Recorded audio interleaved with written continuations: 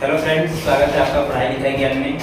पिछली वीडियो में हम प्रेजेंट कंटिन्यूअस टेंस को पढ़ाए हुए थे। अब हम प्रेजेंट परफेक्ट टेंस को पढ़ाने जा रहे हैं। आइए देखते हैं प्रेजेंट परफेक्ट टेंस। परफेक्ट का मतलब होता है पूर्ण, यानी कि हमारा कार्य जो है इसमें पूर्ण हो चुका होगा, अर्थात हमारा कार्य समाप्त हो गया होगा। अभी अभी जस्ट भी समाप्त हो सकता है, थोड़ी समय पहले भी समाप्त हो सकता है। कुल मिला के कहने का तात्पर्य है कि इस टेंस में कार्य समाप्त हो गया है। इस टेंस की पहचान देख लेते हैं। पहचान क्या है, तो इंट्रोडक्शन इसका देख लेते हैं। परिचय क्या है। इस टेंस में कार्य का वर्तमान काल में पूर्ण हुआ पाया जाता है, यानी कि जो भी कार्य होगा वो वर्तमान काल में ही पूर्ण हुआ है। ये नहीं कि भूतकाल में खत्म हुआ है, बहुत पहले की बात नहीं है, वर्तमान काल में पूर्ण हुआ पाया जाता है। प्राय क्रिया के अंत में चुका है, चुकी है, चुके हैं, या है, ये है, ए है आदि शब्द आते हैं। कभी कभी बच्चे कंफ्यूज हो जाते हैं कि सिर्फ चुका है, चुकी ही पढ़ते हैं और या है, ई है, ए है नहीं पढ़ पाते हैं। जैसे कि वह स्कूल गया है, इसमें लास्ट में या है आ रहा है। इन सब चीज़ों को बच्चे ध्यान में नहीं रख पाते हैं और सिर्फ चुका चुकी के चक्कर में गलत कर बैठते हैं, तो इसको विशेष ध्यान देना है। आइए इसका रूल्स देख लेते हैं। पहला रूल्स है हमारा ही, से, इट, किसी एक व्यक्ति के नाम तथा अन्य सभी सिंगुलर सब्जेक्ट या सिंगुलर कर्ता के साथ हेल्पिंग वर्ब हैज लगाकर मुख्य क्रिया की तीसरी रूप लिखते हैं। मुख्य क्रिया का तीसरा रूप, थर्ड फॉर्म का प्रयोग करते हैं। नेक्स्ट रूल देख लेते हैं।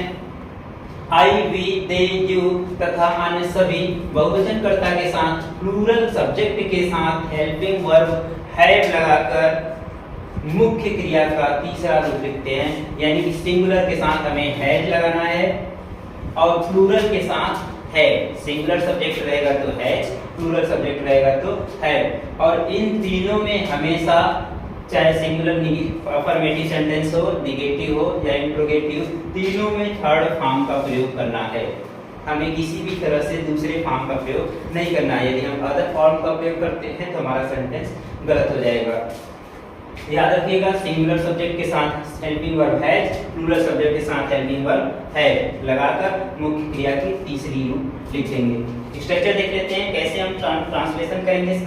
वाक्य की संरचना बनावट कैसी होनी चाहिए, कैसे शब्द को कैसे सेट करेंगे, क्योंकि हिंदी के वाक्य लिखे कुछ और होते हैं, अंग्रेजी के वाक्य एकदम सेम टू सेम नहीं बनाए जाते। संस्कृत का जब अनुवाद करते हैं तो संस्कृत के अनुवाद में क्या होता है, जैसे वर्ड्स शब्द बाय शब्द लिखे होते हैं वैसे ही हम लोग ट्रांसलेट कर देते हैं। लेकिन इंग्लिश में क्या होता है कि एकदम शब्द शब्द नहीं लिखते हैं, बल्कि उसके अलग स्ट्रक्चर के भांति हम लोग ट्रांसलेट करते हैं।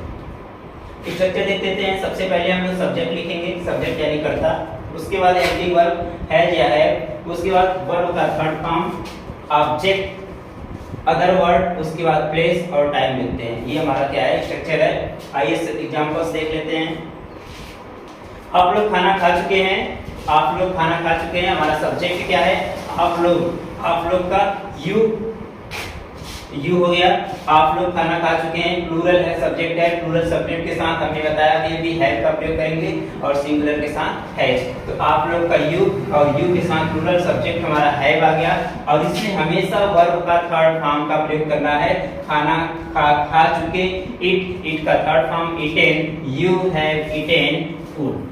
आप लोग खाना खा चुके हैं, you have eaten food. Next sentence हमने लिया है, मैंने अपना काम कर लिया है। अब देखिए, जैसा कि हमने पहचान में बताया था कि लास्ट में चुका है, चुकी है, चुके हैं आता है तो हमारा पहचान में आ रहा है। और उसके अलावा हमने बताया था या है, ई है, ए है आता है। तो इस सेंटेंस में या है आया हुआ है तो हम ये भी प्रेजेंट परफेक्ट टेंस में ही ट्रांसलेट करेंगे। तो देखते हैं, मैंने अपना काम कर लिया है। तो मैंने यानी आई प्लूरल में रखा जाता है, होता सिंगुलर है लेकिन रखा प्लूरल में जाता है। आई के साथ प्लूरल वर्ब का प्रयोग करते हैं। तो आई हैव और करना कर लिया था, डू का third form done. I have done my work, अपना काम के लिए माय वर्क। आई के साथ यदि अपना आता है तो माय लगाते हैं। राधा मधुर गीत गा चुकी थी, राधा है संग अ स्वीट सॉन्ग। राधा देखिए सिंगुलर है, राधा एक लड़की का नाम है, हमने यहाँ पे लिखा हुआ है किसी एक व्यक्ति का नाम। जब किसी एक व्यक्ति का नाम होता है तो हमेशा सिंगुलर होता है और सिंगुलर सब्जेक्ट के साथ हेल्पिंग वर्ब हैज का प्रयोग करते हैं। तो राधा भी यहाँ एक सिंगल लड़की का नाम है, राधा के साथ singular verb helping verb has का प्रयोग करेंगे हम लोग। राधा हैज, उसके बाद सिंग मिस गाना होता है, सिंग का थर्ड फॉर्म संग होता है। राधा हैज संग, उसके बाद है मधुर गीत a sweet song. Radha has संग अ स्वीट सॉन्ग। तो ये तो अभी तो हमने आप लोगों को अफर्मेटिव सेंटेंस पढ़ाया है। अफर्मेटिव यानी कि हमने आपको अभी तक स्वीकारात्मक सेंटेंस बताया है। नेक्स्ट वीडियो में आपको निगेटिव और इंट्रोगेटिव के सेंटेंस आपको देखने को मिलेंगे।